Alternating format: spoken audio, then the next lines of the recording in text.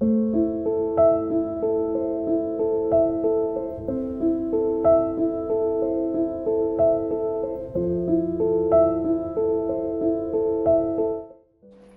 नाव कल्पना महेंद्र गाला।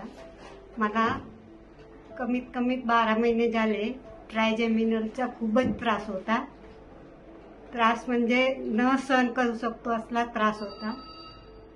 त्यानंतर आम्ही प्रभू सरांकडे आलो आणि त्यांनी आम्हाला खूप चांगलं मार्गदर्शन दिलं। मला सांगितलं की मी तुम्हाला 100% बरं करूनच इथनं पाठवणार आणि त्यामुळे मला खूप हिंमत आली आणि आम्ही तयार झालो ऑपरेशनला।